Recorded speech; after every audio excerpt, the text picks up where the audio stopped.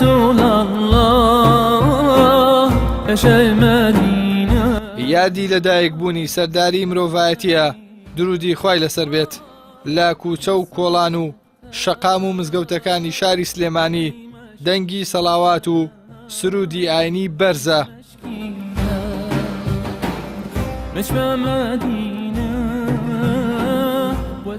لە بازاڕەکانیشدا شیرینی دەبەخشرێتەوە بۆنی مەولوی پێغەمبەری گەورەمانەوە درودی خوای لێ بێ هەموو ساڵێک ئەرکی خۆمانە پاداشی بینەوە لە مەولوو کاری خۆمانە ساڵانی تر وەڵی شتێ لەمە بوو زیاتریش بوو ماشەڵڵا فەرموون بەڵێ بەڵێ شتی زیاتر بوو ئاوی لەگەڵا بوو ئەم ساڵ هەر باشە نەیاڵین کەم و کوڕی پێوە دیار بخەمە نەبێ حیوانات سەرە بڕینەوە تو لە مزگەوت ئایان بەخشانەوە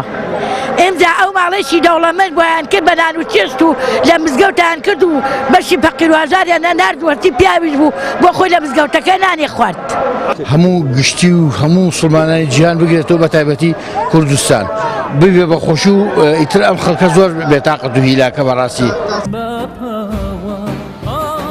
مزگەوتی گەورەی سلێمانی بۆ ئەم یادا خۆی ئامادە کردووە پێشوازی لە سەدان هاوڵاتی شارەکە دەکات باوتەی بەرپرسانی مزگەوتەکە نان و خوانی زیاتر لە 2500 کەسیان ئامادە کردووە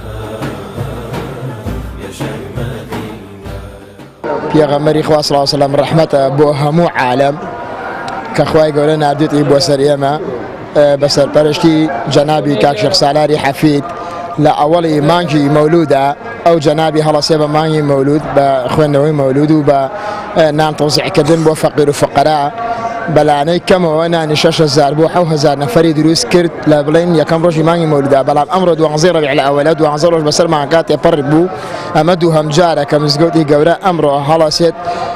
لەبەری یاد و پیرۆزی لە دایکبوونی حەزرەتی ڕەسوڵ الله صلی الله علیه و سلم بۆ مسلمانان ناساز کرا و خواردن و شیرینی تەوزیع ئەکرێت لە یادی لەدایکبوونی پێغەمبەری پێشەوامان مامۆسایانی ئاینی ئامۆژگاری هاوڵاتیان دەکەن کە سونەت و ڕەوشتە جوانەکانی پێغەمبەری پێشەوامان سەلامی خوای لەسەر بێت زیندوو بکەنەوە و ئەوەندەش پێیان دەکرێت خێر و خێرات بکەن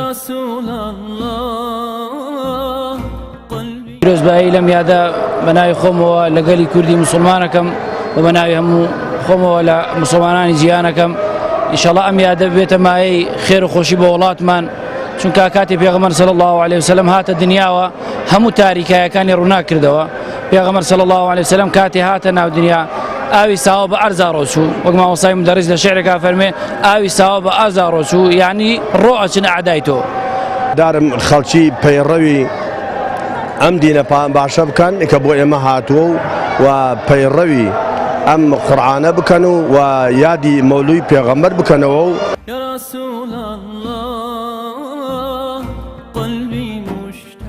ساڵانە لە ڕۆژی 12 ڕەبیع الأولدا لە هەرێمی کوردستان بابۆنەی لەدایکبوونی پێغەمبەری پێشەوامان ئاهەنگ و مەراسیمی ئاینی بەرفراوان بەڕێوە دەچێت لەم ساڵیشدا ئەگەرچی هاوڵاتیان گیرفانیان خاڵیە بەڵام بە دڵێکی گەرمەوە پیرۆزبایی لە یەکدی دەکەن و دەڵێن بە زیندووکردنەوەی سونەت و ڕەوشتە جوانەکانی یادی لەدایکبوونی پێغەمبەری پێشەوامان سەلامی خوای لەسەر بێت دەکەنەوە. ئیحسان سابر کەناڵی ئاسمانی پەیام سلێمانی.